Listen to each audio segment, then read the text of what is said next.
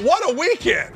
Holy smokes and welcome. What a week we had last week, and we're going to have another one this week. I can't wait. We got you covered for all things NFL. College Glenn Gilbaugh is going to join us. What a great article he wrote about, hey, Tom Brady, how about you just go away? Oh, it's good. The road man, Kenny Rhoda, going to come and join us from Cleveland about the absolute disaster. And we'll get into it. The Browns. What a disaster. I see what I did there? I said it, Meg, but I didn't say it. I just said effing, because that was an effing disaster. Bad news to start, though. Bad news, but good news. Trey Lance out. Jimmy G back. Yes, I'm going to get to the Colts. And can you fire a coach after 2 games? But let's talk Jimmy G. I've always wondered this. This has always been like one of those deals where I never understood why NFL teams always tell me, hey, look, we got to get rid of a quarterback that's really good because we can't have 2 quarterbacks because the initial quarterback, the starter, is so freaking soft that he can't have another guy in the room. Like, all I know is this. If you are a running quarterback and your name is not Lamar Jackson, you're going to get hurt. You're going to get hurt. You're going to get hurt, period. That's just the way it's going to be. So how smart were the 49ers against their own better judgment to keep Jimmy G around? Honest to God. I've never understood this, and I'm curious your all's thoughts. Like, if I'm going to go through a 17-game NFL season with a, quote, mobile quarterback, shouldn't I have a really good one behind him? Like back in the day when Andrew Luck was here, the Colts won all kind of games with Matt Hasselbeck as the backup because the general manager was smart enough to understand that we better have a good backup quarterback. I'll get into the Colts in a minute, my God. But anyway, look, next thing you know, broken ankle, Trey Lance, and I feel bad for the kid. A kid cannot get a break. Jimmy G comes in, goes 13-21. They win 27-7, and the world is a happy place. Honest to God, I've never understood it. And I'll never understand. Well, you can't have 2 quarterbacks. Really? You better have 2 quarterbacks if you got a running quarterback, because that running quarterback is going to get hurt. Other than Lamar Jackson. So now you got a broken ankle. He's done. His season's over once again. And once again, Jimmy G gets the opportunity to get everybody mad at him while he wins football games. Let me get to my Colts. You know, I have an ongoing feud with the local media because I tell them, look, you guys are idiots, and they are. They've never played, they never coached. But I also tell them, you're being handed a bill of goods here by a coaching staff and a regime that is all about PR. You got to understand something. I don't want anybody fired. I never want anybody fired. In fact, I text the GM, Chris Ballard. He always texts back. See, he's a great guy. I want nobody fired. But in the last 4 games of the Colts, I want you to listen to this real quick. Colts lost to an interim coach at home against the Raiders. Colts lost to an interim coach to the Jaguars, got thumped in the season finale. Now, that's the last 2 games of last year kept them out of the playoffs. Come to Jesus meeting Jimmy Irsay has with Frank Reich and Chris Ballard. They're going to all in. All chips are in. The owner, Jimmy Irsay, is making videos outside his private plane. We are going to be all in, blah, blah, blah, blah, blah, blah, blah, blah. They tie one of the worst teams in football, the Texans. Get absolutely boat raced, 24-0, last night by the Jacksonville Jaguars. I ask you, is it too early to fire a coach? Let me talk about other teams that bounce back. The Packers, awful week 1 against the Vikings. They bounce back. Cowboys given up for dead. Not only did they get whooped by Tampa Bay, they lost their quarterback. Guess what? They bounced back. Cardinals looked abysmal. I mean, got absolutely hammered by the Chiefs. Guess what they do week 2? Kyler Murray's a freak show. And, of course, the aforementioned Jaguars. I don't know if it's too early for Black Monday in the NFL. But I got to tell you, if I'm the owner of the Colts, Jimmy Irsay, and I put myself out there saying that we are going to absolutely be all in, I am not having this. Well, you just had it again, and it's actually worse. There's no way I thought the Colts could be worse against the Jaguars than they were last year, last game of the year against the Jags. And guess what? Not only were they worse, they were way worse. Not even close. There's ANFW is a saying in coaching, which means I'm not going to tell you what it really means, but it means you got no chance to win the game. And you could see that after play numero uno, drive numero uno, the Colts had no shot. No shot. This kid Ngakoue is all over social media. He hasn't made a play yet. Colts are the typical Indianapolis team. When you follow the Pacers, man, they show how they dress. Oh, they cute. Kwity Paye, look what Kwity Paye's wearing. Wow. Pull this, it plays Jingle Bells. Colts stink. I'm watching today. I was on social media all last night. It is going to be interesting. Pay attention to this no matter what kind of fan you are, whether you're a fan of the Dolphins, whatever. Pay attention. There may be a firing today. I'm not saying there is. I don't think there will be, but don't be surprised if there is. If Jimmy Irsay is actually going to stand up to his team at some point, he's thinking about it. That I do know. It's kind of amazing. It really is. It's amazing that the Colts can be this bad and the media think they're so good. Let's just call it for what it is. Kyler Murray's a freak. Yeah, he might be a little batch. Yeah, he might be a little soft. Yeah, he might be a little whiny. But look, Kyler Murray ran 84 yards for 2. What are you talking about? He ran 84 yards, an 18-second play that I wish we could show to you. But he ran around for an 18-second play to get a 2-point conversion. Now, I got to tell you, people, if you've seen that before, you tell me when. But Kyler Murray's a freak. Kyler Murray's an absolute freak. 29-23 in overtime. They get to win. Byron Murphy gets it fumble, runs it back. It just seemed like karma was all over it. In fact, after the game, tell me I'm wrong, but you know what? The Raiders had nothing for him. Raiders, I'm telling you, they had nothing for him. Kyler Murray was awful in week 1. This is what I'm saying, people. This is what I'm saying to you about your team. All right? Was your team awful in week 1 then really good in week 2? That's what happens in the NFL. Yeah, I don't know what to tell you, but I do know this. Kyler Murray and the Cardinals were horrendous in week 1. And when I say horrendous, I mean they got beat up, down, over, out, in, out, you name it, they got beat by it. They come back, they're getting their brains beat out by the Raiders. Next thing you know, they get it to overtime because Kyler Murray's a stud. That Renfro kid, Hunter Renfro, makes a mistake. Fumble picked up. Shoot! Touchdown. Man, what fun. So, Kyler Murray is a stud. Herm Edwards is a fraud. Who's Herm Edwards? Herm Edwards is the coach of Arizona State. I met Herm Edwards twice. Herm Edwards is out as the coach at Arizona State. Herm Edwards is a guy that I got so tired of. You listen to him and you just know he's all talk. All talk. Met him twice. 2 times. 2 at ESPN. And I'm like, yeah, okay. Great guest to have on your radio show. Oh, great guest. People jump up and down, stand in their head and crap snowballs about Herm Edwards. Herm Edwards was going to change, and so was Arizona State. They were going to change the business model of professional or college football. They were going to change the model, make it more of a professional look. A funny thing happened. There are actually rules in college football.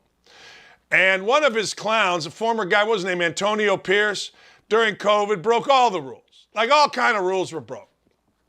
So Herm Edwards goes out, and Herm Edwards, as a guy that doesn't really care, the rules don't apply to me, I'm going to talk my way through it, gets an NCAA investigation going, can't win a game, loses to Eastern Michigan, who quite frankly can't beat us. And next thing you know, Herm Edwards is out, and he should be out. It was an interesting hire at the time. Very interesting. But I got to tell you, stop it. So let's review real quick, shall we? The Colts stink. That's all. I mean, look, I'm going to go. I could go off on the Colts here for about an hour and a half. I'm actually going to go off on the Colts here for about 3 hours. this afternoon. And when I mean off, I mean angry, off, ridiculous. Holy cow, what are you doing? You know. Join the YouTube chat, by the way. Cold State. Tua, let's get to Tua. I'm going to review after we do each one. Tua, on the offseason, was the guy. Waddle, right? And Tyreek Hill, right? Right. You're bloody well right. Your body ready right to say? Like, right. Yeah, they were right? They were it. They were the YouTube guy. They were the guys. We're talking about them. I mean, honestly, God, Tyreek Hill and Jalen Waddle are going to be the thing. And everybody went, yeah, okay. Yeah, everybody went, wait a second. This guy McDonald that you hired, what is this? Is this football? What is this analytics? What is this? And I sat back and I watched, and I said, wait a second here. Tua did something that I want you to think about. Halftime national championship game. Alabama is down. Tua comes in. I'm not going to lie, and I did not at the time, and I don't because I live in Indiana, and it's not that great a deal to us. I did not at the time know the name Tua Tagovailoa. I had no idea who this guy was. So this guy comes in and replaces Jalen Hurts, a kid who had led them to a, national championship, I think the year before, or was certainly the quarterback. Shoop, touchdown, boom. Alabama wins a national championship. Ever since then, I have thought to myself, this guy too has got something that normal people don't have. This guy too is special. He hasn't been special yet in the NFL. But all of a sudden, Tua time has, weapons. All of a sudden, Waddle, not Tommy Waddle, Jalen Waddle, Tyreek Hill are dangerous dudes. Tua's got some guys. A lot of talking in the offseason. A lot of people said, wait a second, you can't get rid of Brian Flores. A lot of lawsuits filed. But from a football perspective, I got to tell you, you can get rid of Brian Flores. You sure can. This McDonald guy, look, what? Huh? Is he analytics? Is he football? He doesn't look like Ditka. What does he know about football? Well, turns out, at least through 2 weeks, Tua looks pretty damn good. Turns out, through 2 weeks, particularly last week, Tua, Waddle, and Tyreek Hill are about as dangerous a threesome as there is in the NFL. Outside of triple X porn, there may be no better threesome than these guys. I'm just saying. Tua threw for 6 touchdowns. Not 1, not 2, not 3, not 4, not 5, 6. 4 touchdowns in the fourth quarter. Now, let's be honest. Nobody expected that. Nobody saw that coming except, and I got to give him credit, Tyreek Hill and the people of the great state of Florida and the city of Miami. They saw it coming, 36 of 50. Now, by my accounts, I am no math major. In fact, my degree is in telecommunications where there is no math. But I can do this. 37 of 50 is 72%. It is. 32 of 50 is 64%. See what I did there? I just doubled it. That's how you do it with 50. Ha! Anyway, 470 yards, 4 touchdowns in the fourth quarter. Now, I don't know if you know this, but Baltimore, the Ravens, are one of those smash-mouth, we're tougher than you teams, right? They're one of those tough teams. They're that Jim Harbaugh. When the Ravens play the Steelers, it's must-see TV because these guys go at it, and they go at it hard with one another. I'm telling you, what Tua did yesterday with a running game that gained 86 yards, that was it, and a fourth quarter where they were getting their brains beat out, and he just went whap, whap, whap, whap, 4 touchdowns. I don't know what to tell you. Lamar Jackson tipped his hat after it, said, hey, look, what are you going to do? Tua time. It's real. It's fun. It's worth watching. It really is. It's pretty good. All right, last night, the Bears and the Packers.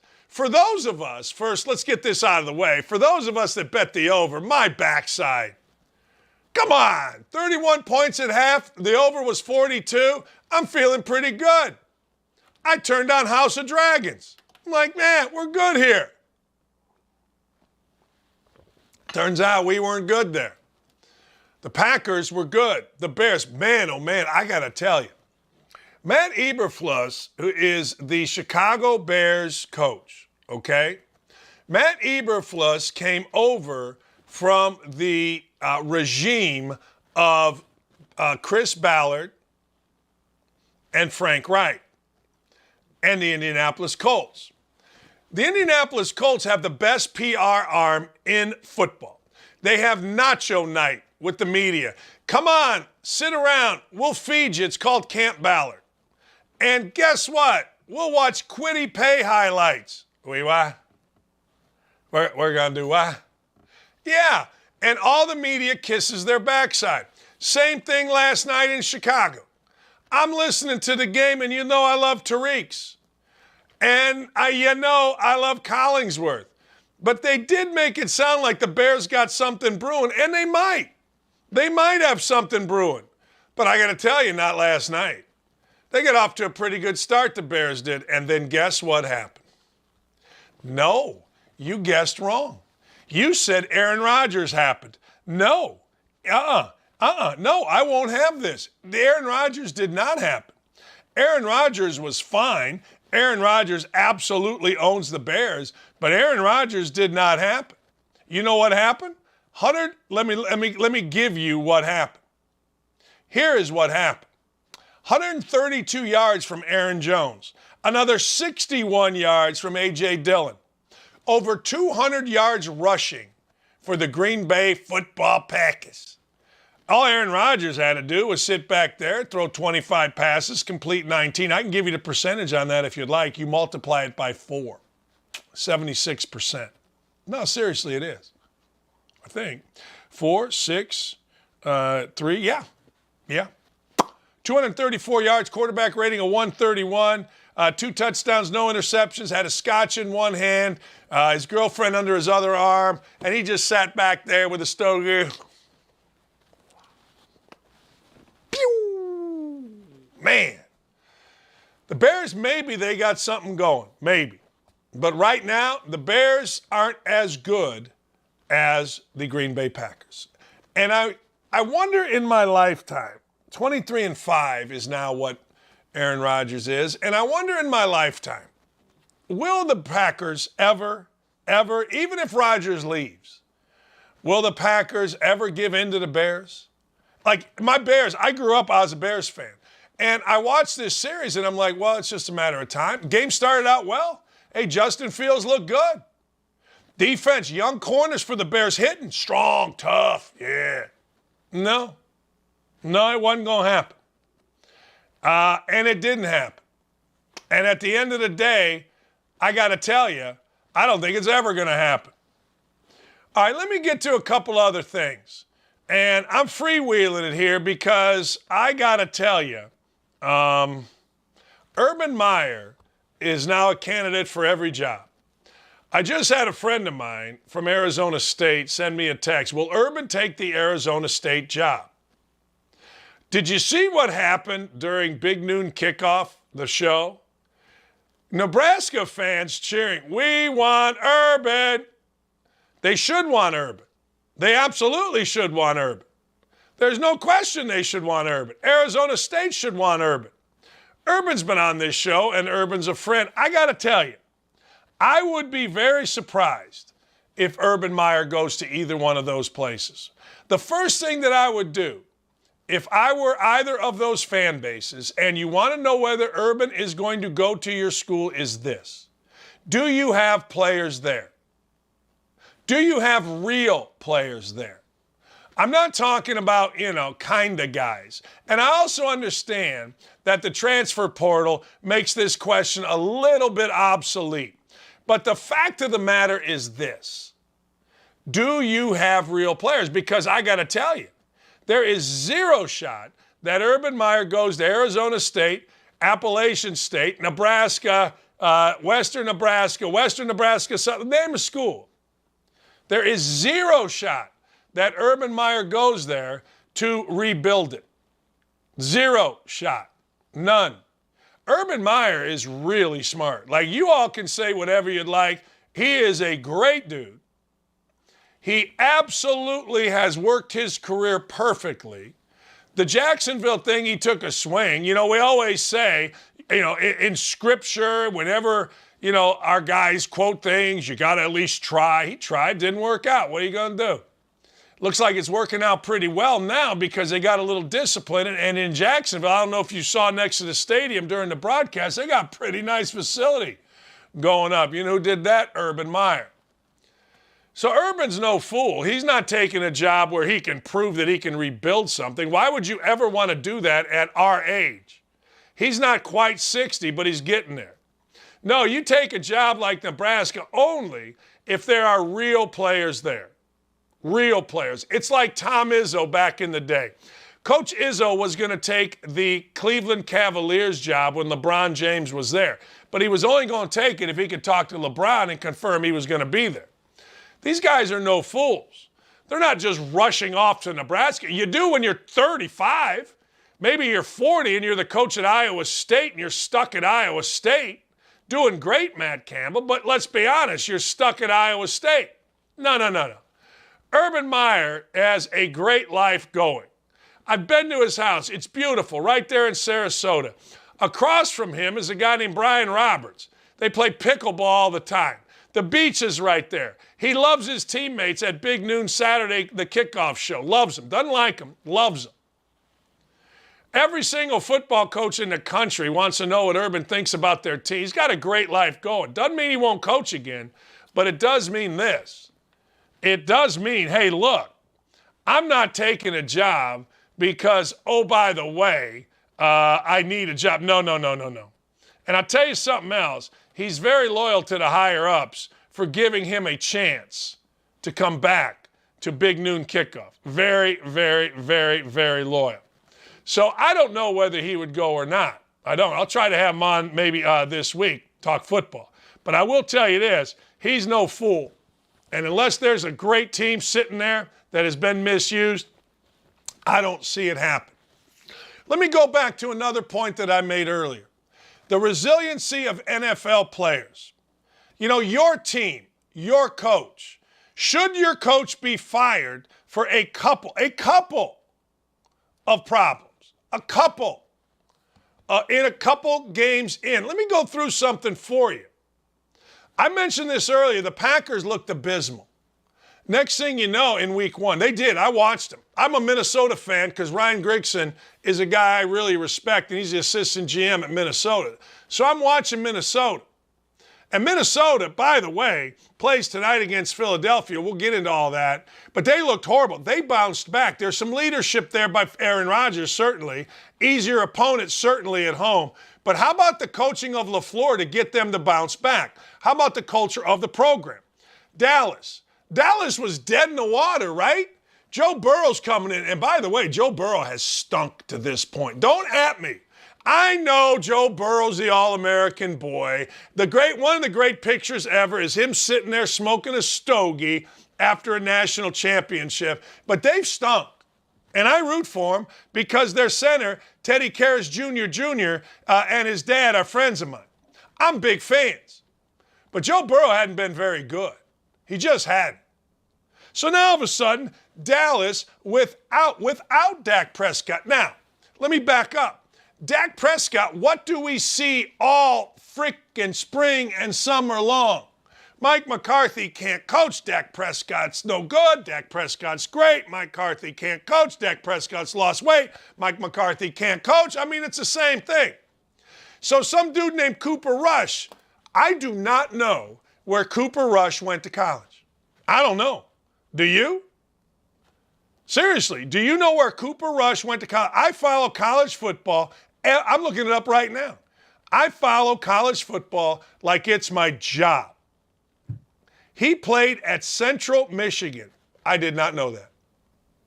I never knew that.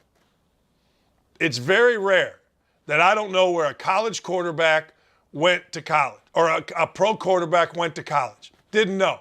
So now, I don't know. Do I turn on my TV and do I see where Mike McCarthy is a freaking genius? Of course not. The narrative is Mike McCarthy, because of how he looks, I think, part of it, is a buffoon, can't coach. Dude's only won a Super Bowl. And he won a game against everybody's All-American, and rightfully so, Joe Burrow and the Cincinnati Bengals, the revamped line of the Cincinnati Bengals, and all Cooper Rush did was win a game. A hell of a game. Coaching? I don't know. Cliff Kingsbury, he's supposed to be on his way out. He's the worst. They got boat raced. I mean, boat raced by the Chiefs. Next thing you know, they come back. Cardinals. Hey, I get it, man. I get it. A lot of Kyler Murray, but isn't that what's supposed to happen in the NFL? Next thing you know, they're back in business. Jaguars, nobody wants to agree with me on this, but I don't get my information from anybody other than people inside the NFL. People inside the NFL made fun of the Jaguars being such, I was going to say a bad word, Megan, babies about Urban Meyer. But Urban Meyer, in his short time there, in a little bit of a way, you saw the new facility. The Jaguars got new strength and conditioning people. Urban Meyer got rid of people that had been in there for 30 years and were used to losing. Next thing you know, Doug Peterson gets a bit of a residual effect from that, and they go from losing again to the Jaguars and shutting out the Colts. Now, let me ask you this. Doug Peterson, if you're going to replace Urban, great choice. Great choice. But let me ask you this about the team that they beat, the Colts. I'm giving you all these examples of teams that bounced back. You know, the Colts haven't bounced back yet, and the media absolutely jumps up and down, stands on their head and craps snowballs about Frank Reich, who is an awful football coach. Horrible play caller. Ridiculously soft on players. And the draft guru, Chris Ballard, who, oh, by the way, has spent hundreds of millions of dollars, hundreds of millions, on a defensive front. Do you know 30 drop back passes last night for Trevor Lawrence? He was pressured 3 times. 3. That's from ESPN Next Gen Stats. 3 times, the lowest in his career. DeForest Buckner, supposedly, I don't know, supposedly all pro. I've told you about DeForest Buckner. Ngakoue, if Ngakoue runs by a quarterback one more time, it'll be his 100th. Kwity Paye, where is he? Dio, 2nd round pick. It's unbelievable. So is it coaching? I don't know. I'm giving you 4 examples of coaches that got their team back. And I give you one that doesn't. Don't be surprised. Don't be surprised if this time tomorrow Frank Reich isn't out. I don't think he will be. But a rout at home against the Chiefs, this time next week, he will be. All right. I saw one of the great articles ever. Glenn Guilbeau is one of our guys. Outkick. Unbelievable article. I've been telling you about Tom Brady. Tom Brady, my backside. I've had enough Tom Brady. Tom Brady to me is Eddie frickin' Haskell. There are 3 people in this world, when they speak, I can't listen. 1, George W. Bush. Shut up. 2, Barack Obama. Every speech he gives, I think he wants on the side of a monument. 3, Tom Brady. I've had enough. Glenn Guilbeau is going to join us when we come back. Stay right here. You're going to like this.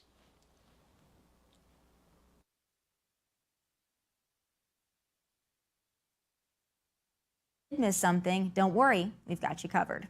Now, Democrats living their best life with the mantra of "for me, but not for thee" is standard Democrat stuff. But when you take that, you add taxpayer dollar suckage plus the race card, well, you get New Orleans Mayor LaToya Cantrell, who's refusing to repay money spent on luxury first-class international business trips. Her upgrades alone total over $30,000.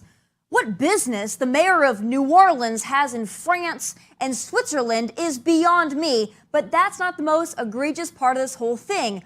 Wait until you hear her rationale. She said, and I quote, "My travel accommodations are a matter of safety, not of luxury. As all women know, our health and safety are often disregarded and we are left to navigate alone. As the mother of a young child whom I live for, I'm going to protect myself by any reasonable means in order to ensure I am there to see her grow into a strong woman I'm raising her to be. Anyone who wants to question how I protect myself just doesn't understand the world black women walk in. There you have it. She can't travel economy class, which is required by her city's policy because black women are not safe in coach. Jimmy, I'm going to start with this one right at the gate. All right, you're going to like this one. A Taiwanese nursing home has issued an apology for hiring a stripper to entertain residents at a veterans nursing home. Now, the stripper spent 15 minutes performing for the veterans who were in the facility dealing with dementia and other disabilities. But in their apology, the party planners said they were just a little bit overzealous and wanted residents to feel the stripper's enthusiasm and energy. What do you think? Did this deserve an apology? It's weird. If you hire a stripper for a kindergarten kid, the Democrats applaud it. But if you hire a stripper for an old veteran, this doesn't work out. Tune in Monday at 7 p.m. Eastern on Outkick.com when I'll be joined by Betsy DeVos, the former United States Secretary of Education under President Trump.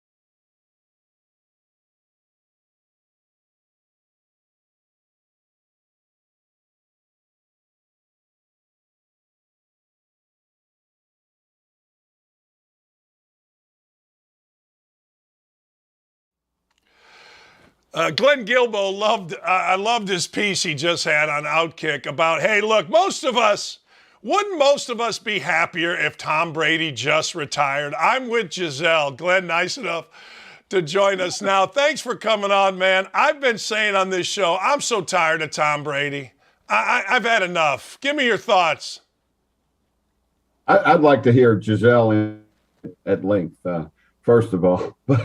But who knows what she might say? But the thing is, it was this past game combined with the 9-0 loss that Tampa Bay had to the Saints last year, and really the game before that at Halloween last. The guy was just nonstop, and at some point it's just too much. When you argue every call, it just throwing tablet around. He looks like a little kid. He really does. I just got fed up with it. One of the things, all right, he's getting Wednesdays off. I guess for greatness, we do make exceptions. But let me ask you, why do we care so much? Like, I don't care about the Tom Brady, Giselle stuff, but why does everybody care so much about that?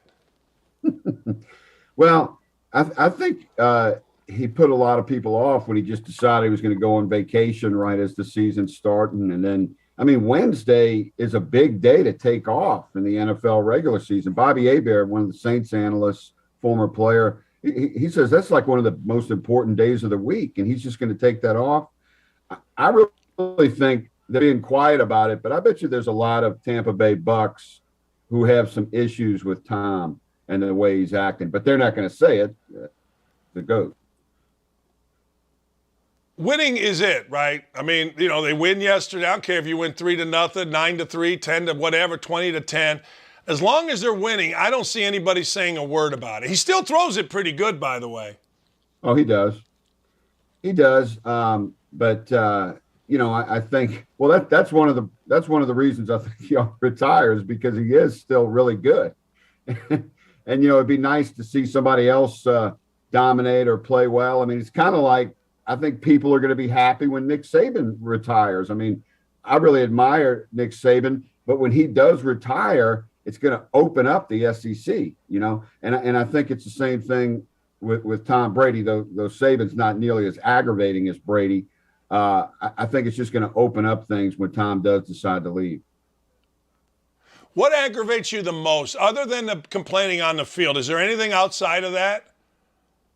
Well, I don't respect the fact that he just decided to take Wednesday off. That was part of it, but it's mainly just watching him in the last few Saints games, because Dennis Allen obviously has his number as a defensive coordinator, and he just can't handle it. He thinks instead of better at trying to solve it, which he eventually did in the fourth quarter, he just throws tablets around about it and thinks that there's some kind of conspiracy. That's the main thing that irritates me, and I think that the Saints players and Saints fans, that's what gets to them as well.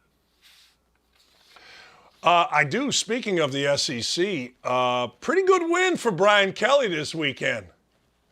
It was. It wasn't. It looked bad there early. They were down 13-0 late in the first half, but as he said, their offense just kind of made it simpler, quit trying to be cute, and they dominated half 20 in the fourth quarter.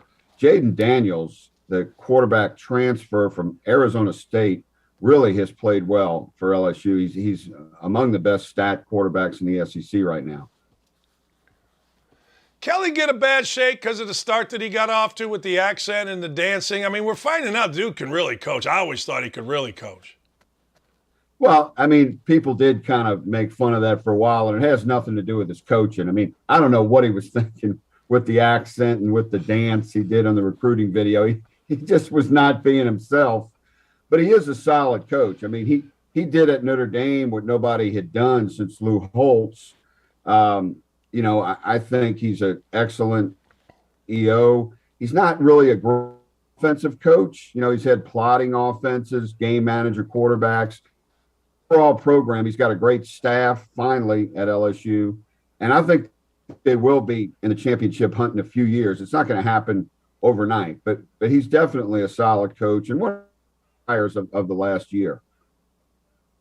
What are the expectations for Brian Kelly this year? Well, this year, most people who are sane think he's only going to win about 8 games, which would be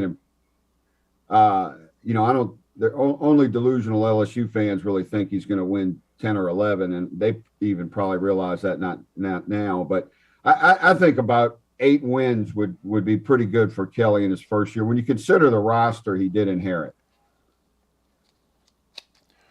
How about the SEC in general? Like, it looks to me, I mean, I watch this every week, and I got to tell you, man, Georgia looks like the cream of the crop in my world. I don't know how you feel, but they look, I think they look beyond Alabama. What can Kentucky do? Where can they fit in here? Well, I think Georgia's above everybody else, and then Alabama is with other teams like Arkansas, like Kentucky. Alabama did not look that great in that win over Texas, which they probably should have lost that game. But that's how they looked last year against Florida, too. Barely won that game, and they got better. But, yeah, Georgia's much better. And, I think Kentucky, Tennessee, Arkansas, they're in about the same boat. They're right there. They're close. They might be able to, reach up and be a contender. But I don't think Kentucky and Tennessee are going to win the East over Georgia. The East looks better than the West. Glenn, I always ask this, can you be a sleeper in the SEC? It feels like the greats are so great that a sleeper means you come in third or second on a side. You know what I mean? Well, when they go to 12 teams in the playoff, I think you're going to see some SEC teams that haven't gotten to Atlanta get to the playoff, like Ole Miss could make the 12-team playoff. They've never been to the SEC championship game. Arkansas has been once, I think.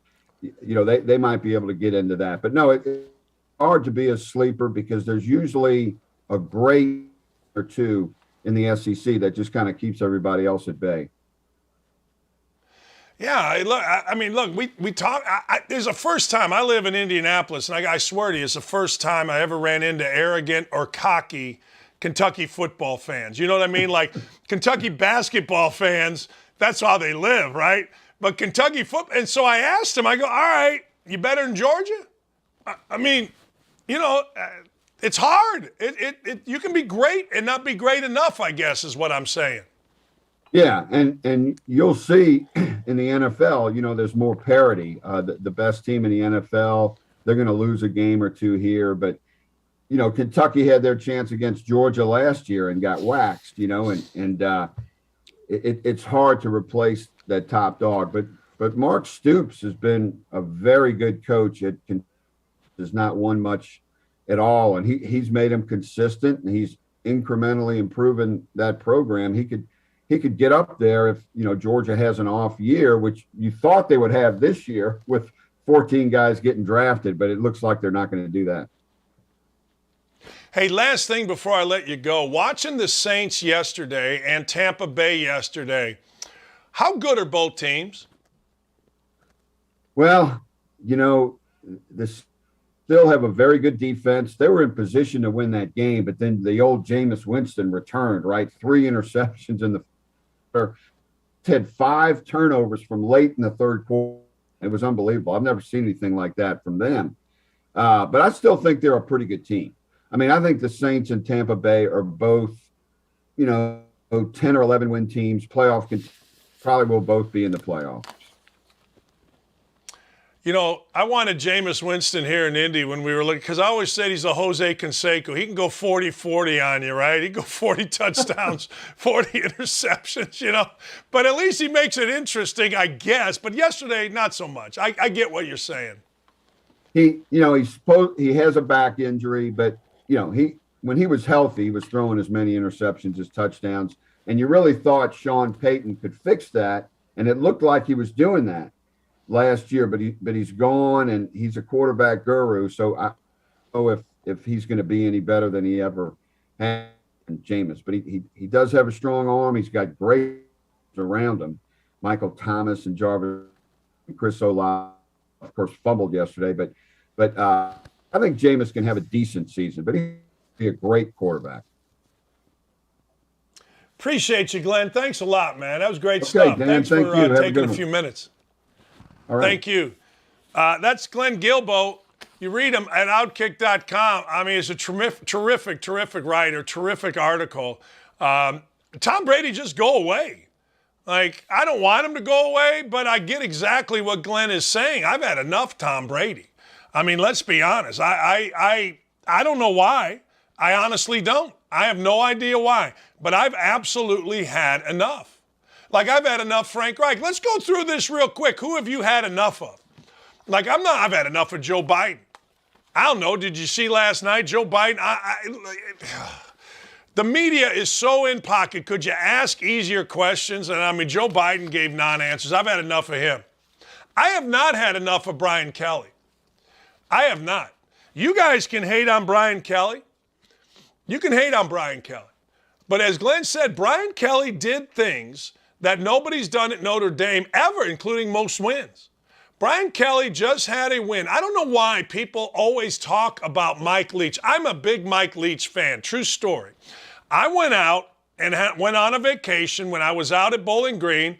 Urban, myself, our wives, a couple other couples, and Urban got it all set up. It was down in Florida somewhere. I can't remember. Beautiful. All of a sudden, here comes a boat, and here comes Mike Leach and a couple dudes. And it was a blast. Next day, it was in Key West. Mike Leach it was great. Great. Mike Leach has been a really good coach. I don't disparage Mike Leach. Mike Leach's terrific. Hasn't had the easiest jobs. Texas Tech, Washington State, and now out at Mississippi State. He's had hard jobs. But everywhere he goes, he's considered a great coach. Everywhere Brian Kelly goes, he's considered a bad coach. He yells too much. He didn't get us where we want. Well, they squared off. Mike Leach in his third year got his guys. First SEC game for Brian Kelly, 13-0 lead. They spotted him a 13-point lead. Next thing you know, Brian Kelly's team comes charging back and wins. Now, please explain to me, if you don't mind, why Brian Kelly is considered a bet. I knew, in fact, I won a ton of money betting that game because I've watched Brian Kelly's team for years. You give him a quarterback like Jalen Daniels, you give him a quarterback, you give him someone like Jalen Daniels, and they are going to win big. Now, it's amazing to me. I've had enough. I have not had enough of Brian Kelly. I've not had enough of Mike Leach. I've had enough of Frank Reich. I've had enough. I mean, last 4 games, I just said this about the Colts. Lose interim coach at home. They lost to an interim coach at home last year to go to the playoffs. These are the last 4 games. Last game, lose to an interim coach in Jacksonville. Cost them going to the playoffs. Off season. Owner. Everybody's all in. We promise you, Colts fans. Another one. We are all in. If you come into 56th Street, these are videos that are made outside the owner, Jimmy Irsay's private plane. Okay. Fine. Carson Wentz was the scapegoat. Carson Wentz this. Carson Wentz that. We don't like Carson Wentz. Okay.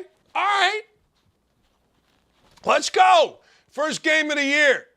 Team ranked 31st in the NFL. Boom. Tie game. Down 20-3. They get it tied. Yay, rah. Kicker's fault. Okay. Kicker's got to go. Yay, rah. Second game. On the road at Jacksonville. Start the season. Ranked 32nd out of 32 teams. 24-zip. And you know what he said? We're this close. You're not this close. You're not this close. Horrible. Horrendous. You know how hard it is to get shut out in college or the NFL? Does anybody have any idea how difficult it is? Serious business. But that ain't even all. That's not even it. How about the Browns? How about the Browns giving up not 1 but 2 touchdowns to lose a game in the last minute and a half? The Browns being the Browns, I don't think is ever going to stop. We had Joe Thomas on last week. Wonderful guy. You're going to want to hear from Kenny Rhoda, the Roadman. The Roadman is a legend in Cleveland, and I'm guessing the Roadman, when he comes on at 10:30, is not going to stop. He is going to rip you-know-what. He is not going to stop on the Browns, nor should he. I'm tired of the Browns. It feels like every single year we hear about the Browns. When Baker Mayfield was there, we heard about the Browns. There was a time, and I'm going back to like 2008, the Browns were almost sort of kind of going to be good. A quarterback named Derek Anderson was on the cover of Sports Illustrated. Oh, Chicapesta, my eyes are burning. They were on Monday Night Football, it seemed like every day. Guess what happened? Horrendous. The Browns being the Browns, baby. We're going to find out tonight. We're going to find out tonight. The Titans at Buffalo, 10.5-point spread. Did I say that right? 10.5-point spread. Do you know how long ago it was that the Tennessee Titans were the number 1 team in the NFL, in the AFC, the number 1 seed this past year? Do you know that in the list that I gave you, the Packers, Dallas, Cardinals, Jags, all were awful in week 1. Jags were okay, but they still lost. And really good in week 2. What are the Titans going to be? That's why this game tonight, the Titans taking on the Bills, is impossible to predict. Because I think Mike Vrabel is a great football coach. I think Mike Vrabel is terrific. There's no way his team is going to go back-to-back garbage performances. Actually, the Titans were okay for a half, and then against the Giants, they got their brains beat out. So you tell me, are the Bills going to be able to back up their monster win, their demolishing of the Super Bowl champ Los Angeles Rams? Are they going to be able to do that? And I'm not sure it's yes or no, is Mike Vrabel going to be able to get his team back in business? I'm betting they do. I'm betting, in fact, I'm going to take the 10.5, but it's almost impossible to know. I'll give you another one.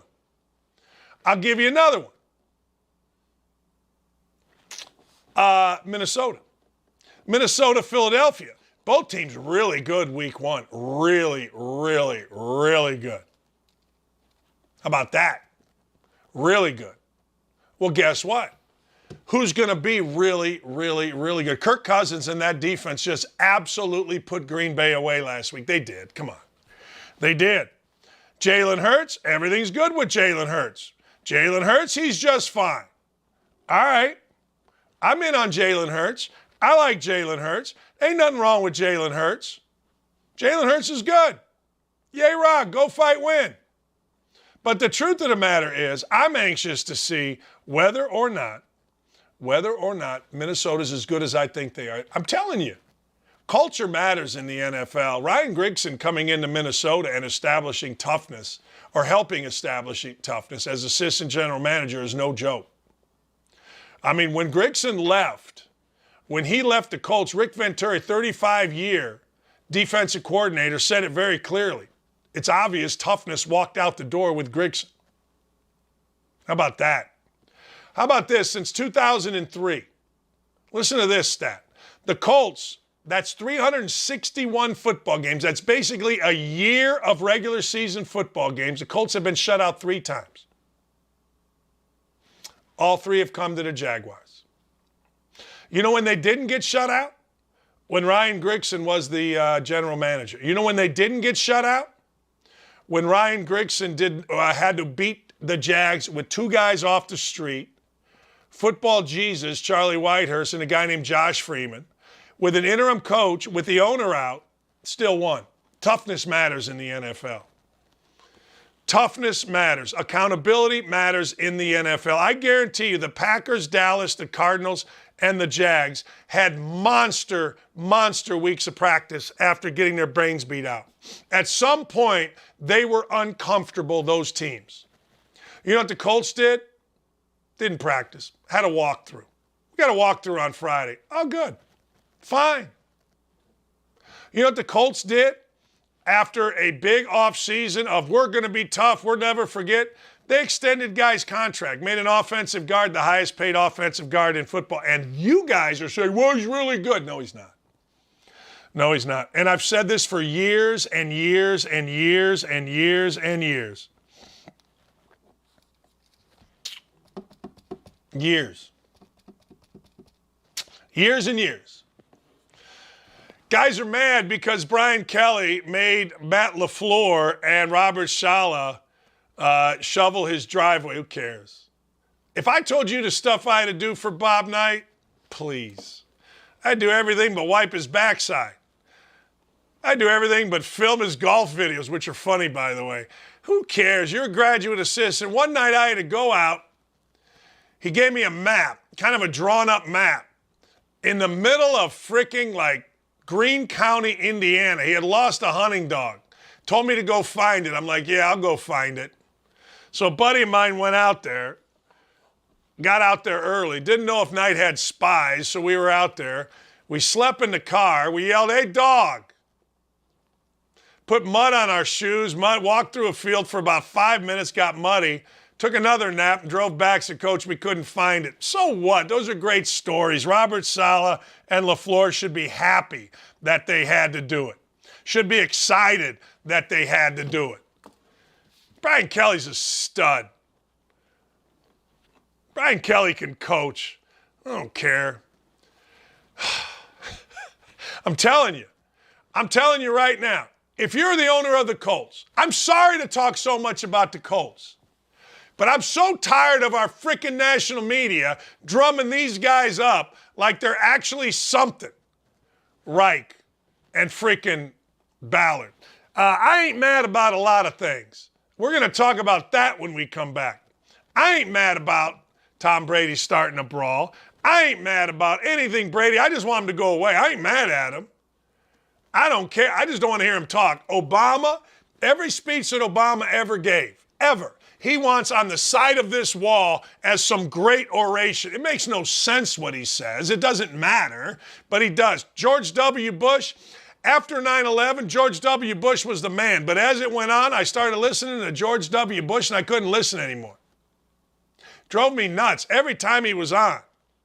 Our guy right now, Captain Crazy, Joe Biden,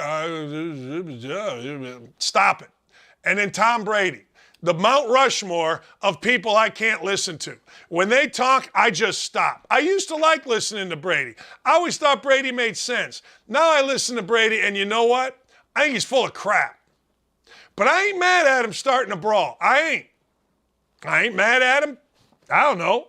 Taking Wednesdays off. Hell, who doesn't want Wednesdays off? I'm taking this Wednesdays off. I got to go have a doctor do this to me. You know what this means. Yeah, you do. I know you do. We all know. Damn it.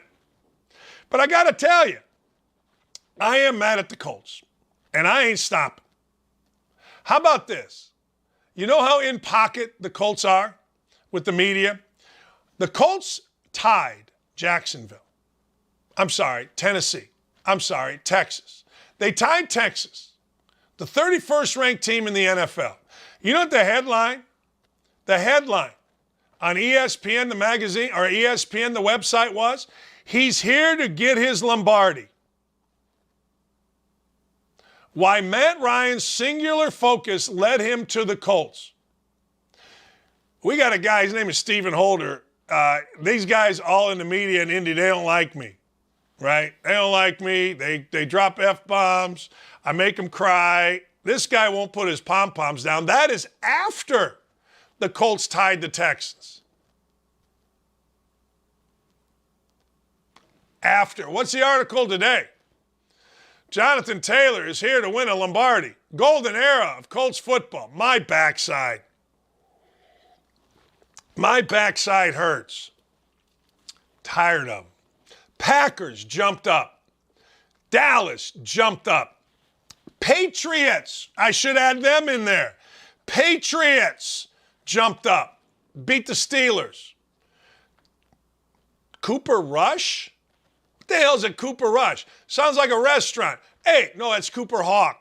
Cardinals, horrific, jumped up. Jaguars weren't horrible. They came close against a bad Commanders team, so I guess that's good. You had 5 NFL teams and a chance for a 6th tonight in Tennessee that got their brains beat out week 1, were awful week 1, came back and won a little bit, sort of, not really, but kind of convincingly. Sort of. But it doesn't matter in the NFL. You know what matters? You just win. Who else? Anybody you got jumped up? Patriots, how's that coach doing? Super Bowl champ about 6 times.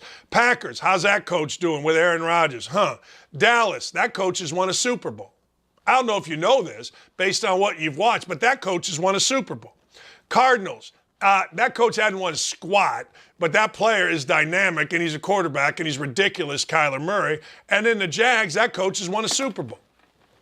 I don't know what to tell you. Only thing I can tell you is that's 5 teams that played like garbage and came back. It's going to be interesting to see what Vrabel's team. I would take Vrabel and the 10.5 tonight. In fact, right now I'm going to do it on my DraftKings. I do. I go to DraftKings. I ain't lying to you. I'll show it to you too. There it is. My DraftKings. I'm not showing you how much I won this weekend. I won a ton. Live betting my face off. But I am going right now. I'm going right now. I'm taking the 10.5. DraftKings has a special. If you buy $5 and you're a new user, you get 200 in free bets. Why wouldn't you do it? I mean, look, don't be a jerk. Don't be a clown. Don't be a fool. But do yourself a favor. Go to DraftKings.com. I'm taking it. It's down to 10. I'll take the 10. I think Vrabel and the boys keep it close. I just did it. I did. Not afraid. It's a good day. Got to have a little action tonight on Monday Night Football. Nothing that's going to break the bank. Go right there, outkick.com/bet. It's pretty good. All right, we'll be right back. I ain't mad about certain things. Let me see. Oh, yeah. Does the road to the college football playoffs still run through Bloomington, Indiana? I wonder. We'll be right back.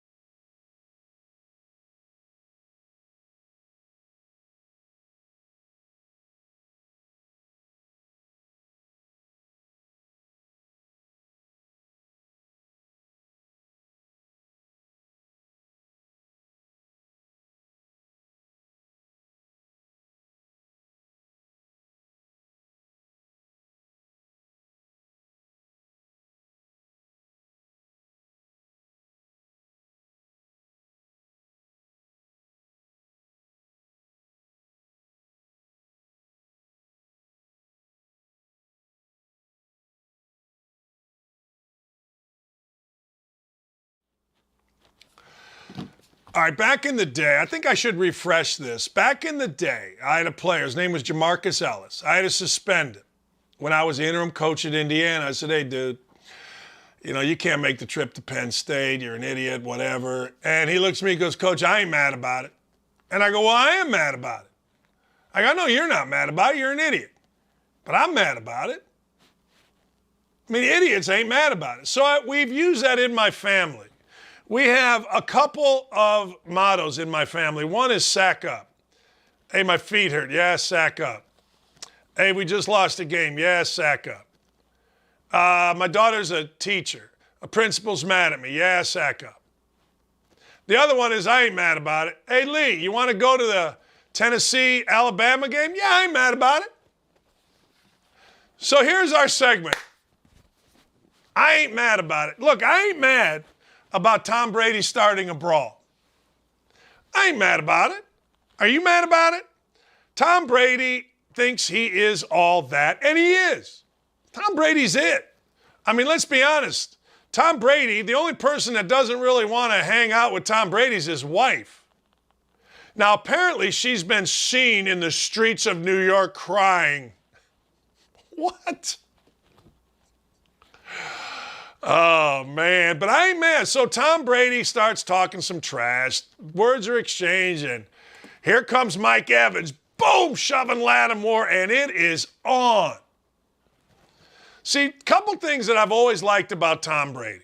They're the same things I liked about Larry Bird. And in a weird way, same things I always liked about Magic Johnson. They all three seem like guys. Now, Magic's got that happy facade, but Magic is a guy's guy. Where was the party after the game? Johnson's house. Same thing with Michael Jordan. My favorite picture, one of my favorite pictures in sports is Michael Jordan with his teammates, a cooler in the middle of the bus aisle, and they're playing a game, I believe it's called Tonk, where you could lose thousands of dollars. He's organizing the poker /Tonk/Heart/Spades game, whatever game is to be played for money. Jordan's doing, he's a guy's guy. You want to fight? Jordan's in the middle of it. Magic Johnson, same thing. Larry Bird, same thing. We all saw Frank Kaminsky a couple of years ago backing out of a fight because his agent is the same agent as the guy starting the fight with his teammates. Millennials. Anyway, I've always liked this about Tom Brady. I've always liked that Tom Brady will talk crap and he can gulp a beer. I don't know if you've ever seen Tom Brady shotgun a beer or chug a beer, but it's pretty damn good. And any guy that can do that is a guy's guy. I mean, I saw Aaron Rodgers, and I look at Aaron Rodgers now, and Aaron Rodgers is great, but he tried to chug a beer in front of other people, and it was embarrassing for him. He got about halfway, and, I can't do it. Stop it. That's why you've only won one Super Bowl. That's why this guy's won 7. So you're talking a little smack. Tom Brady does not like the fact that, as Glenn Gilbo said, you know what, Dennis Allen is in his head as a defensive coordinator. He struggles against the Saints, and next thing you know, he's going to start a brawl by trash talking, by getting in the face of an opponent, and I like it. I ain't mad about it even a little bit. If you're mad about it, good. I ain't mad about it. I ain't mad about Tom Brady getting Wednesdays off. Look, I'm sitting here going, wait a second. So Tom Brady took off 11 days. Middle of training camp. I think Ditka's head imploded. I do. I think Ditka down at Old Florida Golf Course where he hangs, I think while he was playing gin naked, I think his entire body imploded when he heard that a football player was taking off 11 days. I do. I think it imploded. I think there were pieces of Ditka in the clubhouse. See, Ditka built the course, and it's an awesome course. Had a chance to go down there and play, and he was there. There's a bar and a room where you play cards and smoke cigars. It's like Ditka's gin room. And then over here is where, you eat lunch with your family, whatever. But I guarantee you, sitting there buck naked, Ditka's, boom. Now, he wasn't naked when I was there, but Ruin on the Street is at Butterfield Country Club. He likes to get naked and play gin after a shower. Who could blame him? I can't blame him. Hell yeah, you're Ditka. You do whatever you want. But I guarantee you now, Wednesdays, that's when we put in our game plan. That's when we do all the smart stuff. I ain't mad about it. What do I care? I got to tell you, though, radio business is harder than the TV business. This Wednesday, I got to go get Mr. Jellyfinger down in Bloomington by my cardiologist/doctor. I got to go run a treadmill. He tries to kill me, and then he calls me the world's most in-shape fat guy. And then he gets the glove going. And then there's a problem. So I'm taking a Wednesday off, but I don't feel like it's really off. You know what I'm saying? No, it's Thursday, the 22nd. Not too happy about it. But I'm not mad at him taking Wednesdays off. Take whatever you want off. Tell you what else I ain't mad about. All right. I'm not a booer. Are you a booer? Are you someone that goes to the game and boos? See, I'm not. I am not. I'm not a booer. I don't boo. I don't stand up and go, boo. I've never understood the boo. I ain't mad at a boo. I'm not. I'm not like, I just see the guy in this picture with the big number 7 jersey on. See him? What's he doing? Like, what's he going to boo? Oh, man, you suck. No, I think if we're going to line up who sucks and who doesn't, I think number 7 sucks. Right? Look at him. Just look at him, as they said in the movie. Look at you. Son, get a good look at yourself. Look at you before you boo someone else. And, of course, if you look in this picture, the guy at the top with the coat and the hat and the phone in front of him, that's like the prototypical football fan. I'll give you 3 prototypical football fans. One is the guy wearing the number 7. Just a slob. A slob that's coming out for a day, big fan, doesn't know anything. They told him to wear this shirt. All right, you see the guy at the bottom with 2 hands cupped, doing the booing? Now there's your modern day football fan. He's got the number 2 jersey on. He's forward with his shoulders. He's leaning into the boo. He wants everybody to hear him, so he cups his hands. You see what I'm saying here? That's the prototypical football fan of today. You got 3 very distinct fans here. The millennial business guy at the top that's there and he's sending pictures to all his buddies about the great seats that he has. The dude with the number 7 that's like, well, I don't know where the hell I am, but I'm number 7 today. I think that's a guy named Eelway? I don't know, but I'm here. All right? My buddy said to come and we're going to drink beer. I don't know really what's going on, but everybody's standing. And then the guy in the bottom, number 2. He's blanked off. He ain't happy. He's serious. He's either got a ton of money invested, or his fantasy team struggles, or he's been in Denver his whole life and he's tired of this crap. That's how I'm tired of this crap. Now, the guy on the bottom left in the 87 jersey is like happy guy. You know what he's trying to do? He's trying to figure out how he's going to have the sex after the game. That's right, I said it. That's what he's doing. He's like Mr. Happy. He's like, hey, I'm at the game. I'm scoping. I'm working the crowd. The guy lower right, number 30, he's crazy. Like he's got things on his head. He's like, I'm crazy. I'm crazy. And his buddy's got a thing on his head. And they're like, yeah, we're crazy, man. We got things on our head, man. And he's leaning in nice, too. I like it. There's a guy in a hat that you kind of can't see. He's got a white jacket. Hell, he's turned that way. And then the guy in the black coat with the white hoodie on, he's serious, too. They're not happy. And I don't blame them. Broncos aren't playing the way the Broncos are supposed to play. Russell Wilson's throwing the ball all over the ice. I mean, he is throwing it everywhere. I mean, they can't get a first down. They can't get nothing. And I got to tell you, I'm here for it. I've come full circle. I'll never boo. I'll never stand up and do that. I'll stand up and clap. I'll complain to you in front of me that you stood up in front of me. I'll get all that, right? I'll do all that stuff, but I'll never boo. But I ain't mad at you for booing. A lot of people pay a lot of hard-earned money to boo. So go ahead and boo. Give it your best shot. Russell Wilson, he said, hey, look, man, they love you sometimes. They don't love you the next day. What are you going to do? He said that when he went back to Seattle, and he's not wrong. It's embarrassing to get booed in your own stadium. It doesn't feel great. But hey, you're a professional athlete. You won the game. Leave me alone. That's how I'd look at it. I ain't mad at Cooper Rush and the Cowboys winning. I am not mad about it. I'm not mad about it even a little bit, and I'll tell you why. Every single day when you turn on your television, and if you are dumb enough to go to Get Up, you got Generally Greeny, who I really like, and 3 clowns. And at some point during the day, they're telling you how bad Mike McCarthy is. Mike McCarthy, my backside. Mike McCarthy, that. Mike McCarthy, that. Mike. And it's all because Mike McCarthy looks like Wisconsin. Think about it.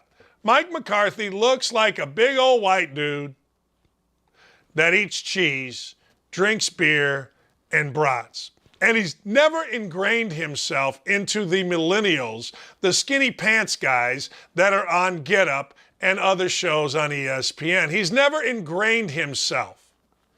He's too typical. So you got clowns that are on ESPN that are always going to rip him.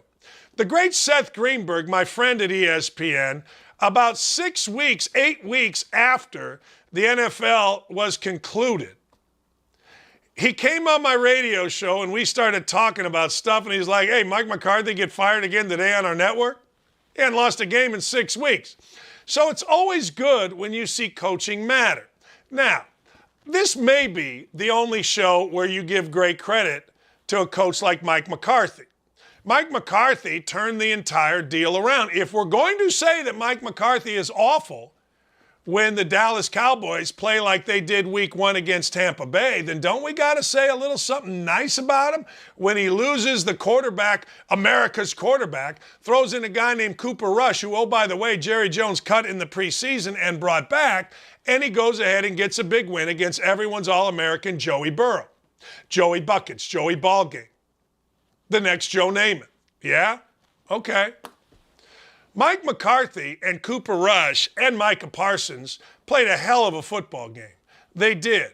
They were resilient. They were tough. They hung in there. They're not more talented than anybody else. They're not better now without Dak Prescott. A lot of people are going to say, well, they're better without Dak Prescott. That's not true. No. That ain't true at all. Not better. They won a game. The idea when you're in Dallas is to win the Super Bowl. The idea when you're in Dallas is to get your team to the NFC Championship game. The idea in Dallas is Super Bowl, AFC or NFC championships, not just be America's team that people talk about in a negative way. Yesterday, we must celebrate Cooper Rush. I'm sorry, we must. He's the quarterback. Quarterbacks catch a bunch of grief when they lose. Let's celebrate them when they win. I ain't mad about it. Congratulations. I'm not mad about Joe Burrow losing either. I got to tell you, Joe Burrow's starting to give me a headache. Joe Burrow gave me a headache, and it continues to give me a headache, and I'm tired of Joe Burrow until he comes out of being Joe Burrow. I like Joe Burrow when he's proven something. I like Baker Mayfield when they're proving something. I don't like them when they think they've established. And oh, by the way, there's nothing interesting anymore about Baker Mayfield. Let's just stop with all that. Can we stop with Cleveland? Can we stop with Baker Mayfield? Joe Burrow got to a Super Bowl last year. He's still interested. All right? He's still good. In my world, he's still fine. By the way, speaking of Cleveland, you're going to want to hear the roadman. Kenny Rhoda, I would assume, unless Kenny Rhoda has gotten old like I have and gotten to where he is now soft, I assume the roadman, sports radio talk legend in Cleveland, is going to go off on the beloved, your beloved, Cleveland Browns. I ain't mad about the Houston Cougars wide receivers fighting each other on the sideline. Apparently we can't show it. But 2 wide receivers, one came off the field, the other came flying, shoves one, and next thing you know, baby, it's on like Donkey Kong, and they're fighting on the sideline. You got to understand something about Houston. You got some wackadoodle coaches at Houston, and I am here for it. I am absolutely here for it. I'm here for Kelvin Sampson just being a complete renegade, never caring about the rules. And I'm here for Dana Holgerson and his freaking mullet. I'm here for all of it, baby. I am. Where the hell did Nick Chaplin go that now he's back on the YouTube chat? I like it. I like it. All right, I ain't mad about those guys fighting. I got to tell you something else I'm not mad about. You got to listen to this. I am not mad about the University of Texas spending $280,000. Let me say that again. $280,000 on Arch Manning and 8 others recruiting visit. $280,000. Let me go through some of the things that they did. A 5-star hotel. The Queen stayed at the Four Seasons Austin. They spent $50,000. $46,696 on 34 rooms for recruits, family members, UT coaches, and staff. The rate was $419. A reservation for an individual 2-night stay, the lowest room rate, $870 per night because it's a football weekend, and a $1,000 a night, most of them were. Let me go another one. $17,000 lunch buffet. That's when the players and their families arrived at the hotel. Snacks in the hotel. Listen to this. $65,000 in snacks before the recruits even stepped on campus, including custom cakes. Malik Muhammad needed 2 types of Jack Link Speakers, Skittles, Twix, Trolley gummy worms. Parents and siblings got the same thing. That added another $2,000. An ice sculpture. They had a meal, a buffet at the football stadium for $29,129.40. Now, you know recruits' families are going to lose their mind. One parent ordered a $70 glass of Johnny Walker Blue at an open bar for the parents. The parents' social on the rooftop of the JW Marriott. I love this. Listen to this. A final receipt, $6,000 worth of liquor, $756 of food, a smattering of beer and wine, a 20% service charge, a $2,400 rental fee, a pool bar tab of $11,888. How about that? Over $3,000 for speakers on the field. Yeah. They rented speakers. $3,359.12. A trip to Top Golf after a buffet on Saturday morning. About $10,000 for that buffet. Trip to Top Golf, 75 guests, $9,497.72. If you didn't want to go, then go take a nap. A $30,000 steak dinner. $30,000 steak dinner. $36,900 after fees and a $6,000 gratuity. 46 7-ounce lobsters, 34 bone-in ribeyes, 26 8-ounce fillets, 17 New York strips, sea bass, chicken fried lobster, lobster mac and cheese, and the list goes on and on and on. Another $2,500 for a lake cruise. Just a little cruise on the lake. Yeah, that's what I'm talking about. $280,000 visit. That's more than my entire budget at Bowling Green State University basketball. And it should be. It should be. Look, let's be honest. If you want to fly big, fly big. Now, I don't know about you, but that Ewers kid looked pretty good for Texas. So Arch Manning and the fellas are going to come in? All right. That's awesome. What are they going to do? The Archie Manning experience. $280,000. I'm not even mad about it. You guys think I'm mad about it. I don't care. Look, if you're going to open up the purse strings, open up the daggone purse strings. I'll tell you what. I guarantee you Arch Manning pays that whole thing back. I guarantee you by the time he shows up on campus, between jersey sales, some guy somewhere is going to buy a suite that wouldn't have. Suite sales are going to go up. Suite prices are going to go up. He may never set foot on a college football campus named University of Texas. If I'm him, I'm looking at Quinn Ewers and I'm going, really? The Mannings are something, man. I love the Mannings. The Mannings act all humble, right? Mannings act, oh, golly gee, aw, shucks. Dadgummit. All right. I guess. Yeah. I'm not going to lie. If my kid went on a visit and he was the number one player in the country, I wouldn't go to Texas because of that. I'd be like, man, yeah, I don't know.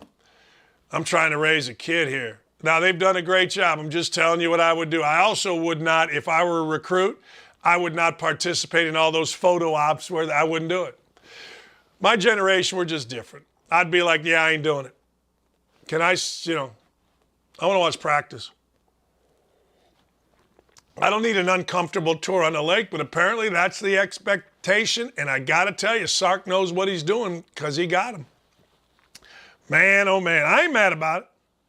I'll tell you what else I ain't mad about.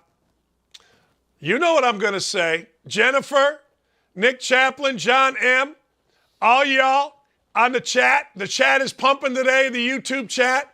We got zillions of people. Ryan Mueller, Jack the Ripper, Dave Rhodes, Cincy Bourne. You know what I'm going to say. The road through the college football playoff runs through one city and one city only. That's right, and I ain't mad about it. It's Bloomington, Indiana. You can't get 4-0 unless you get to be 3-0. That's right.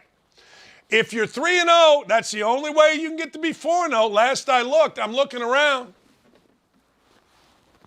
If I'm 2-1, I can't get to 4-0.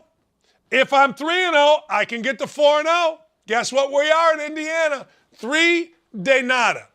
That's right. We just took on at home. We're down, came back, won in a 51-yard field goal in overtime against the Western Kentucky Hilltoppers. I would argue the Western Kentucky Hilltoppers are the best football program in the country. That's right. Western Kentucky, Idaho, Illinois, 3-0. I don't care how you got there. Of course you could be 0-3.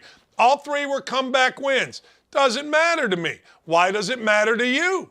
The road to the college football championship runs through Bloomington, Indiana. Get it through your head right now. Don't look back. I don't care who they play next. It doesn't matter who they played last. What matters, 3-0. That's it. They won't get any votes because you know what? Nobody respects us. Nobody respects the Hoosiers. You know what? Bobby Carpenter and I were texting a little bit yesterday about a company. So I ended my text with the road to the college football championship runs through Bloomington. I didn't hear back from Bobby. Disrespectful, Sean Black. Disrespectful. My gosh. David says, you know what? Indiana football stinks on ice. They're 3-0. I don't know. Dan, next Monday might be a different view, maybe. I don't even know. I don't care who they play. I know who they play, but I'm not telling you because I'm celebrating.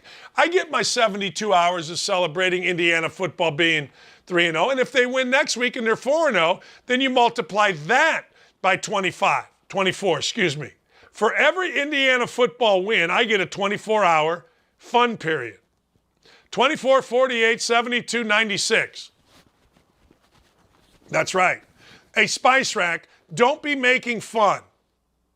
Dan, there has to be one good team in Cincinnati, and it ain't the Bengals. All right, I said it. Cat's out of the bag. We go to Nippert Stadium. I think it's Nippert, and play Cincinnati. Indiana's going to roll Cincinnati. Indiana would have beat Cincinnati last year if they didn't throw Michael McFadden out of the game. Don't at me, people. I ain't mad about it.